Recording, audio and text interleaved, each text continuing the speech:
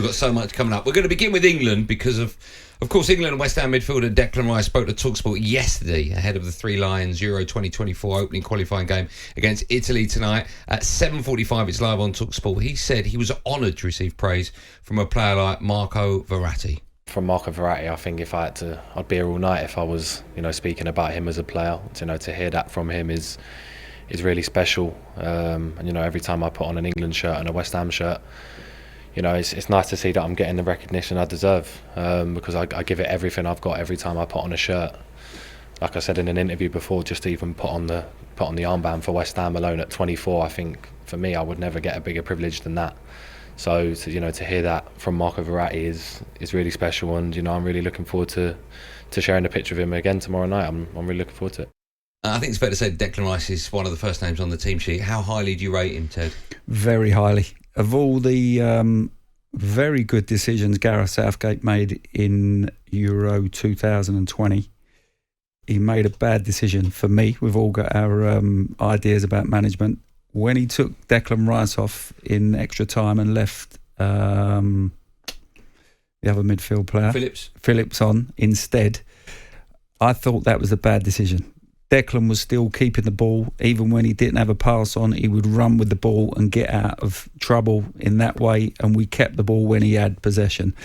With the other players in midfield, we couldn't, and I think that's why we ended up losing the game the way. I know it went to penalties, but we could have won the game if we'd have retained possession a little bit more in that last period. Recently he's come under criticism from Graeme, Souness and Roy Keane as well. Unfairly, do you think?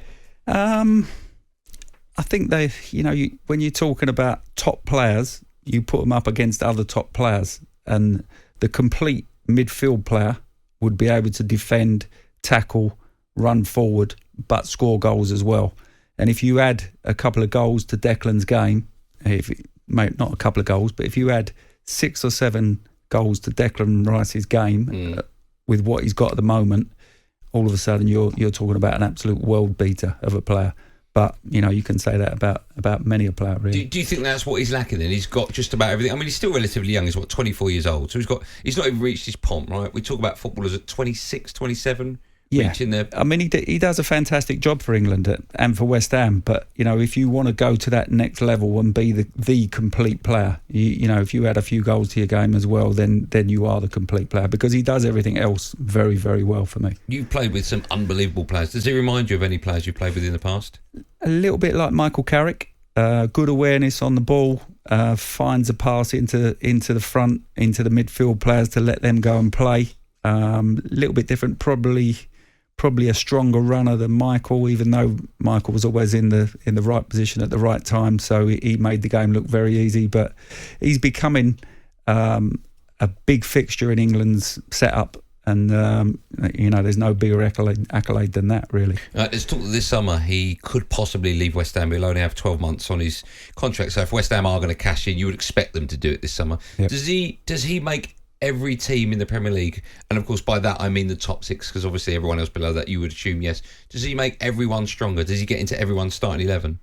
For me, yes, I would think all 6 of the top teams would be after Declan if he's put up for sale. Yeah, perhaps not Manchester City, because I think Rodri plays that position so well, keeps possession, feeds players immaculately wherever they want it. He doesn't smack it at them. He gives it them exactly where they want it, so that they can go and produce even better. We'll talk about Harry Kane a bit later on, but the reason I'm linking the two is because Harry Kane's got about 12 months left this summer, and there's discussions whether Spurs will let him go in 12 months' time for free or try and cash in on him now. With Declan Rice and West Ham, do you think West Ham should cash in on him or let him go for free in 12 months' time? I know a lot is dependent on who comes in, how much we're talking about, and also whether or not he wants to stay another 12 months. But if you were in West Ham's position and you could cash in, forget him round about between 60 and 80 million pounds for Declan Rice, do you think they should? I think you've got to. For a club like West Ham, if you think you hold on to him for another season and you don't get anything for him, to get, like you say, 60, 80 million. Is that where you put his price? I would. I'd put him around that figure. I mean, if he had 3 years on his contract, you'd probably have to pay 120 to get him out. But he hasn't. He stayed at West Ham. He's been very loyal. But I think this summer would probably be the time when they want to cash in and get that 70 million for him, so that they can then help produce for the remainder of their, getting other players in. That England game, as I mentioned, against Italy, is live on talkSPORT tonight at 7:45. So we'll get the team news an hour before at 6:45. When we get that England starting lineup, obviously Declan's name will be in it, as will Jude Bellingham's, and it looks like Calvin Phillips will be the other name. Do you think that's England's best midfield, those three? I don't think you need all three of those in midfield. I think they're very similar. Probably Bellingham's got a little bit more going forward, scores a goal more than the other two. I think you could afford to play Rice and Bellingham and then have someone else a little bit more flared in front of them, maybe a Foden. Mount's played in that position before, but just someone a little bit more creative.